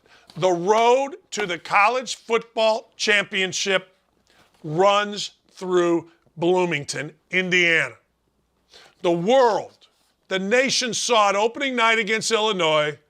You took 2 weeks off. We got wins. We did what we had to do. And now we're back in the nation's conscious against the second greatest team in football, Cincinnati. That's right. When the Indiana plays a team, that team elevates. That team knows. That team has to get going. Speaking of has to get going, I got to tell you. Kenny Rhoda, the roadman. If you know anything about Cleveland sports, the roadman is a legend. Sean Black knows. Sean Black absolutely knows. The roadman is ready to rock and roll when we come back, and you're going to love it. Let me read some of this. Dan, come on. Come on, man. Indiana, can they beat a top 25 team? Yeah, 20-inch C-dubs. Mac wants him to take the statue down of Alfred Kinsey. I ain't mad about it. Take it down. Wait until Indiana plays Nebraska, Jack the Ripper says. I don't know about that. Indiana hasn't played anybody, Zachary McGuire says. And let me squelch that.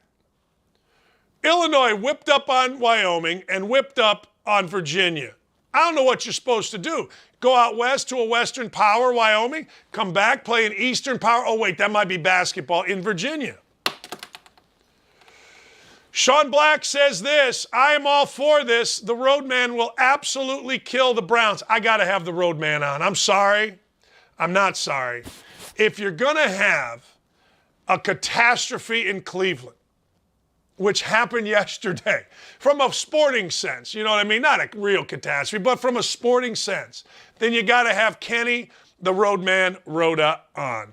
The roadman joins next. We'll be back. What did Chuck Woolery? 2 and 2. This is the point where I really want to highlight all of the Rangers that are trained shooters are already in the city streets and they're already fighting for their lives. There's a handful of supporters that came over with us. They're part of our unit and they all get the same training, but their primary job are cooks and supply clerks and intel specialists. And when we get notified, hey, you got to go back out there and you got to get to the Durant crash site, it was pretty obvious. We don't have enough guns. So I need more guns. And I just asked all of the supporters, hey, if you've got a gun, would you be willing to jump on the Humvees with me?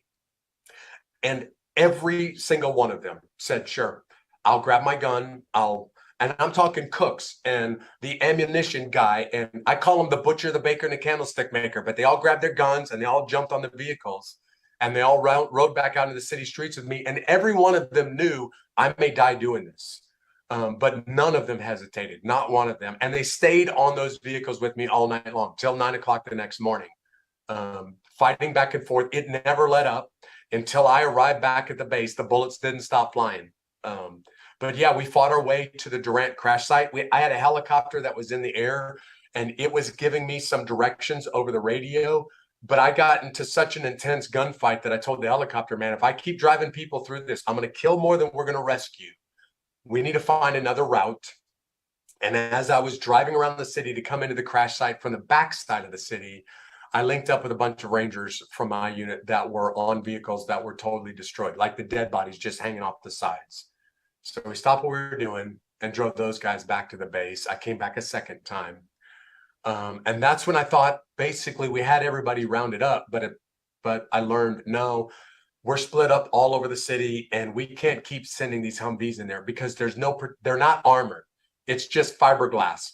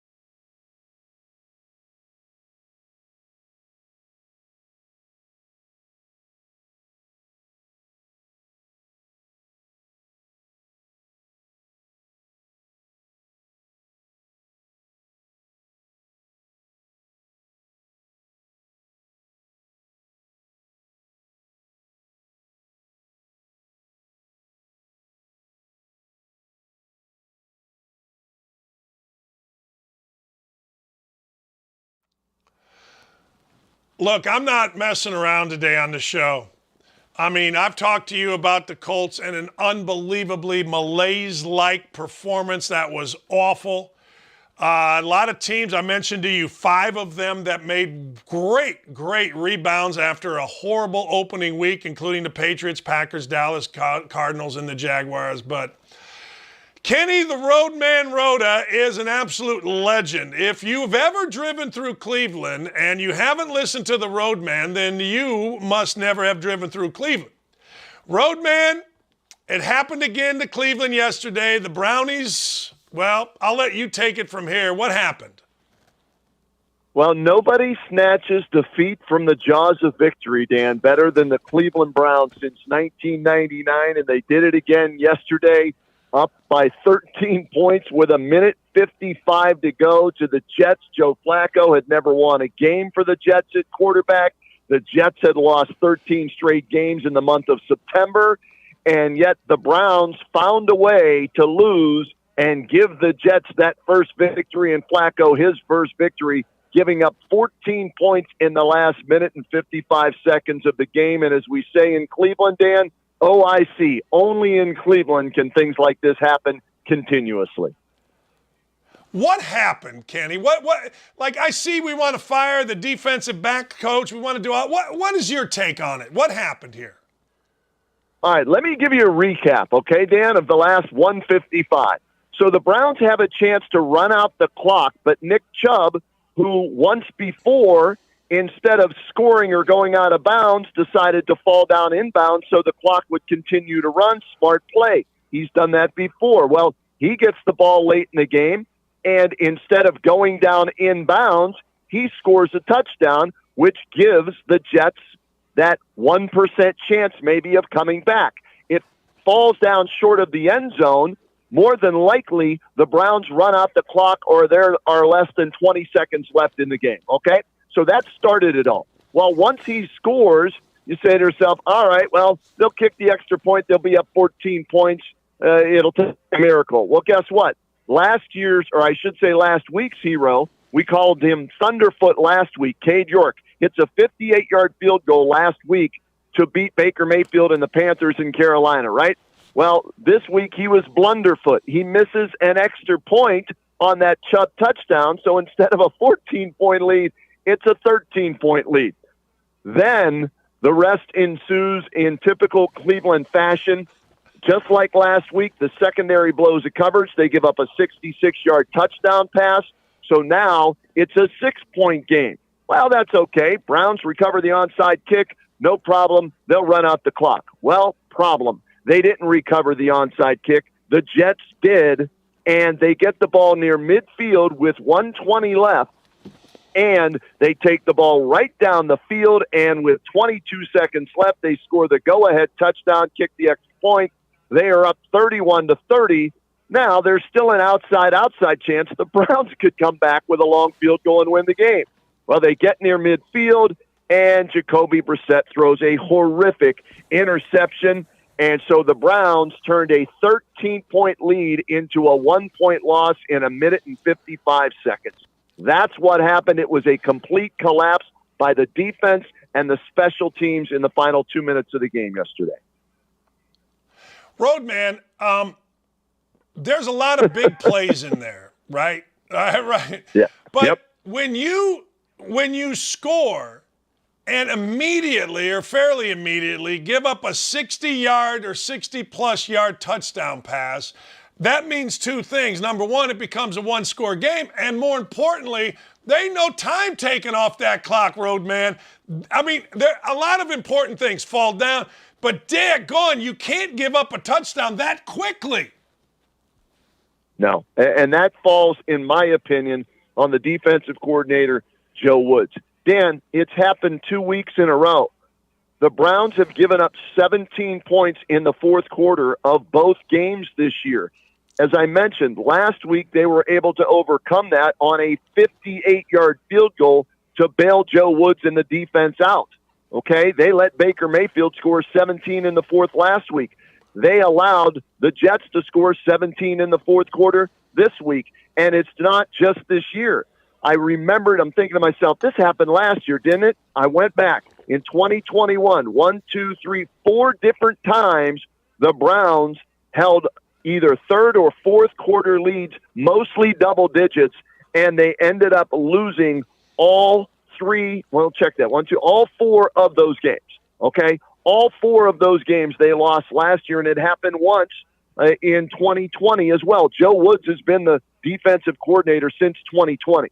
So the players have changed, Dan, but what has stayed the same? The defensive coordinator. And for me, he wouldn't have been on the plane last night. He would have been fired right then and there, and you elevate somebody else to defensive coordinator, or you go out and get somebody that's out there that doesn't have a job and bring them in because they can't do a worse job than what Joe Woods has done, in my opinion, since he's been here in 2020.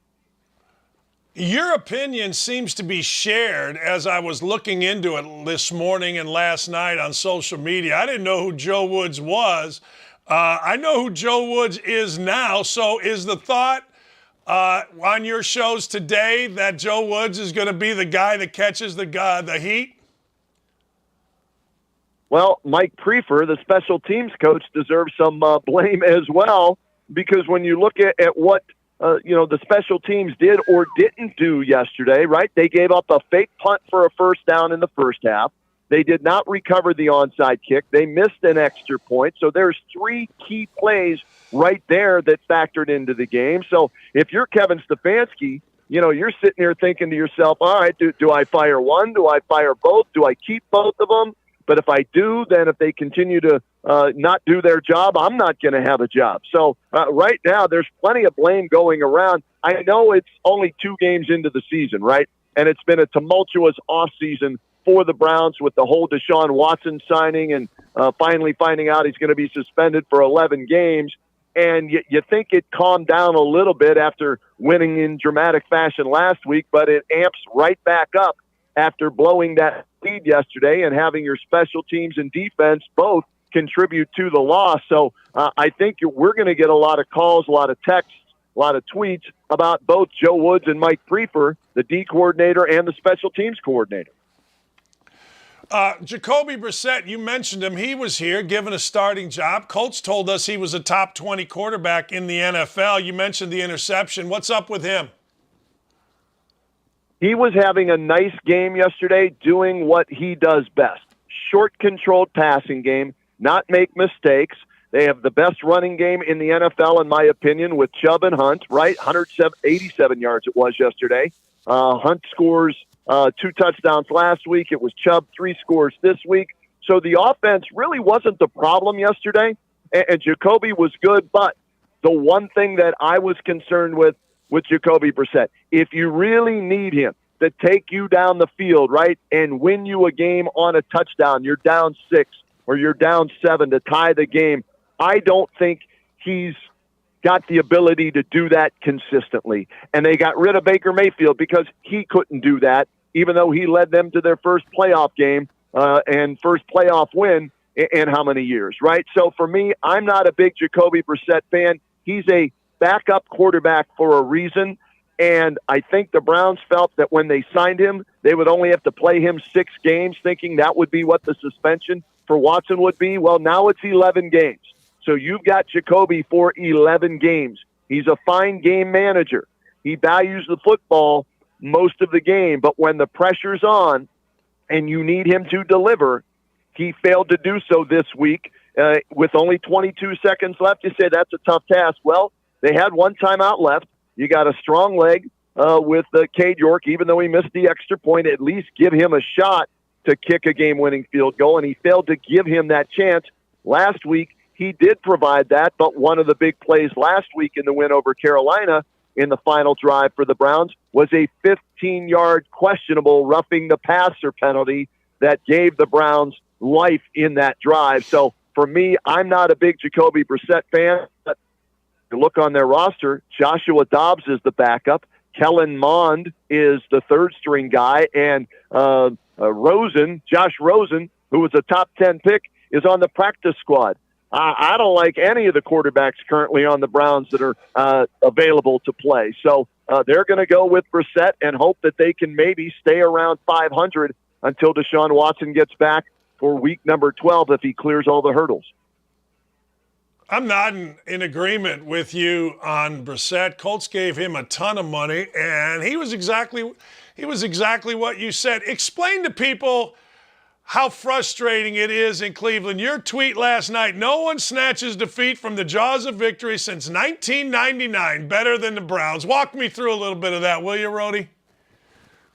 Well, you go back, they come back in 99, right? Expansion team, and they didn't get the same treatment that the Panthers and the Jaguars did. So they didn't have a chance of winning early on. But then when they did, they would get in situations, and they were leading, I think, the Bears in one game in Chicago, 21-7 with under 2 minutes to go. They lost that game in overtime. There was a game where they had the game won if Dwayne Rudd would have kept his helmet on. Here's what happened. They were playing the Chiefs, okay? An 88-year-old Morton Anderson standing on the sidelines, the Hall of Fame kicker now, right? And the Browns put the pressure on. Dwayne Rudd thinks he sacks the quarterback, right? And starts to celebrate by taking his helmet off before the play is officially over. He didn't realize he didn't sack the quarterback. They completed a pass to, I think it was a tip pass, and one of the offensive linemen caught it and rumbled forward for 5 or 6 yards. But because he took the helmet off, that's a 15-yard penalty as the play's still going on. So at the end of the play, after the completion, they had 15 more yards, a 0.00 time left on the clock down, gives them a chance to kick a game-winning field goal in Cleveland, and Morton Anderson boots it through the uprights and wins. That's the type of crap that's gone on since 1999 with the Bears game and the Dwayne Rudd game, that the Browns find ways of losing, and that's why I said nobody. And I repeat, remember when Chris Berman would say, nobody circles the wagons like the Buffalo Bills, right? During his ESPN stuff when he did the NFL primetime show. Well, nobody, and I mean nobody, snatches defeat from the jaws of victory better than the Cleveland Browns. How hot are people? As hot as we've heard them in a long, long time. Dan, I could not, last night, I could not leave my phone on because that's how many text messages I was getting just from friends, not listeners to the show, right? Just from buddies of mine. I turned it off. That's enough because I had to write stories for our webpage and do our high school football in Stark County where I work now at WHBC Radio in Canton. It's huge. So I'm focusing on that, but I literally had to turn my phone off because my friends were texting me or calling me, and I didn't want to be distracted. I had to get work done. So it's going to be, luckily for us today, Dan, we've got the red-hot Cleveland Guardians playing an afternoon game against the Minnesota Twins. So we'll air that game. Whenever that's over is when we'll come on. So we may only have a 2-hour show today, but I guarantee you those 2 hours will be jam-packed full of phone calls with pissed-off Browns fans. 3 o'clock, Monday through Friday, WHBC 1480. You know, one of the things, and you know, now I've been in this business for 14, 15 years now. One of the things that people always say is, well, you know, as a talk show host, you kind of secretly want them to lose so you have something to talk about on Monday. That's total crap. And I want you to say, yes, you have something to talk about on Monday. Yes, people are blanked off.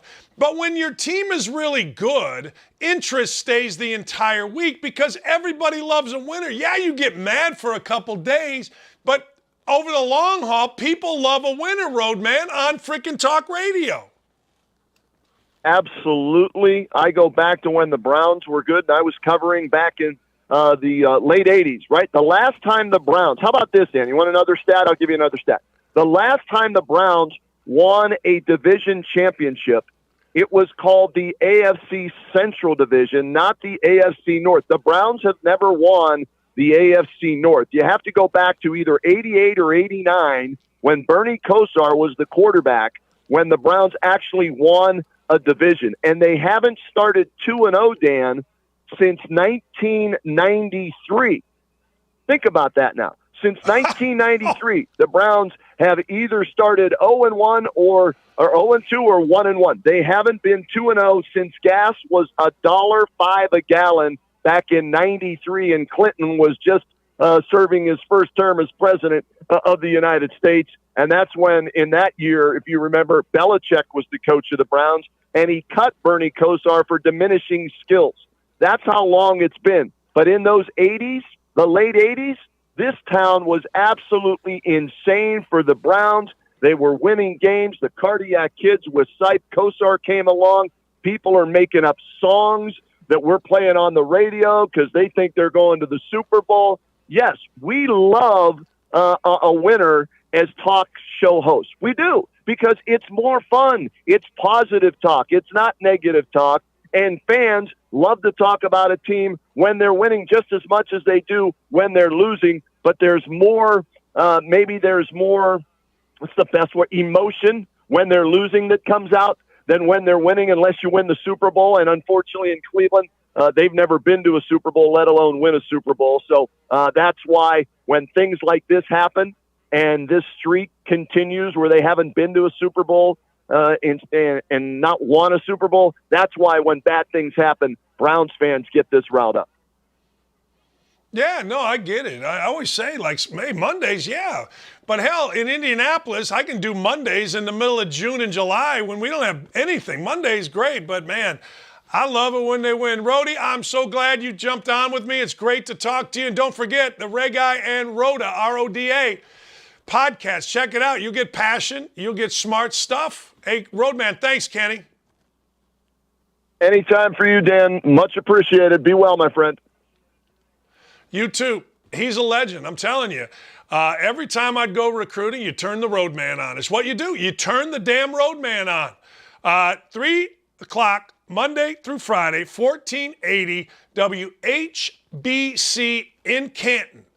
And if you're in the area, go to WHBC.com. Check him out. I'm telling you, the Roadman is a great, great listen, and he is literally the dean, the Bible, whatever you want to talk about, of Cleveland sports. Oh, he's great. Absolutely fantastic. So, let's be honest. Tough day. I'm actually checking my phone constantly. I don't think the Colts are going to do anything with Frank Reich. Now, would it upset anybody if they did? No. I've been telling you forever. So now Roadman is talking about a defensive coordinator being gone. I got to believe that ownership and coaches feel like, you tell me, but it feels like it's too early. Doesn't it? I mean, Kenny's talking about the guy James Wood or Joe Woods, and he's a defensive coordinator, and this is what happened in Cleveland, and you leave him on the bus or leave him in on the tarmac, Lane Kiffin style, and we're talking about an Indy. I don't know how you can keep Reich. Yes, I agree with both. Our deal in Indy is you got 5 years. You got 5 years of this. The general manager is 41, 42, and 1.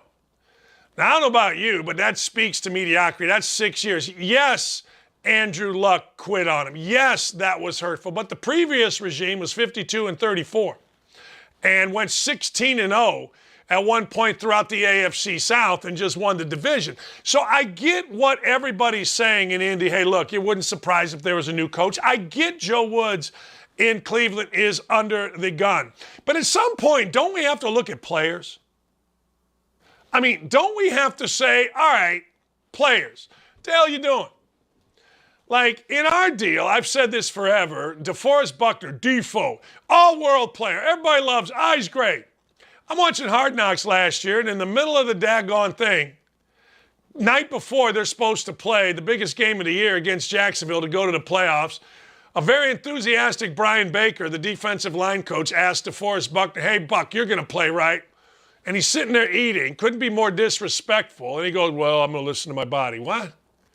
Like, even if you are going to listen to your body, which is smart, you don't say that as a leader of a room. Yeah, I'm playing. What the hell? We got to go out, The general manager and I had a discussion on air about it. He kind of laughed at me, and that told me the general manager didn't really understand it, or he was protecting his player. So the same thing with Woods. This Delpit kid, all he does is get beat and beat and beat and beat and beat. At some point, don't players have to play? At some point, I get it. The coaches are going to get fired. The players are not. But at some point in the NFL, don't the players have to play to their contract? Don't the stars have to come out? Don't players like Nick Chubb have to know if I fall down? Or are you playing for your fantasy points? Or are you playing for your contract? You know, I get it. Guy says, hey, look, you didn't do this, you didn't do that. Well, I fell down twice to save the game. Yeah, well, numbers don't lie. Of course numbers lie. Numbers always lie. How about when the Colts were 16-0, 5 of those wins were with a backup quarterback in Matt Hasselbeck? You got a running quarterback, you better have somebody behind him. You better have somebody behind him that can play, and I'm circling all the way back to Jimmy G. All the way back to Jimmy G. Remember what happened with Jimmy G? Jimmy G wasn't supposed to be there. We don't want Jimmy G. We got our guy. All right, Trey Lance. Yeah, running quarterback. All of a sudden, wait a second, we better keep Jimmy G around. They do, they win yesterday, and Jimmy G goes 13-21 with a touchdown. If you have a running quarterback, if you have an Andrew Luck, if you have a Trey Lance, if you have an RG3, you better have a good backup. 16-0 is what the Colts went in the division. 16-0, and 5 of those were with Matt Hasselbeck. Hell, probably some of those were without a coach, interim coach. Some of those probably without a coach and a freaking owner. That's the level you're supposed to be at when you're at a place like Indianapolis and, well, I don't know, Peyton Manning established it. All right, before we leave, we got a Woke It Up today, fellas. What a great show. Thanks, everybody, for watching. What do we got? We got a Woke It Up today. Oh, boy, George Takei. I love this one. I saw this one. CIA assessment concludes that Russians interfered with our election. With the margin so close, the result is illegitimate. That was back in 2016.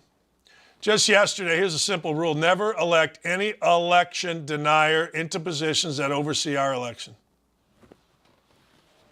You know, the level of fraud is unbelievable. The level of hypocrisy, the lying. Just lie and everybody will believe you. Just lie and everybody will tell you. Just say whatever the hell. I have hair. I have hair. Hell, I got bangs. I mean, if you say it enough, people believe what you're saying, no? Isn't that how it works? Just say it enough. Just say it, say it, say it. Hell, yesterday, Joe Biden was on 60 Minutes talking about, well, you know, inflation, it isn't going anywhere. It isn't going up. Just inch by inch. It was 8.2 last month. It's 8.3 now. Huh? And he's bragging on it. Aren't we trying to bring it down?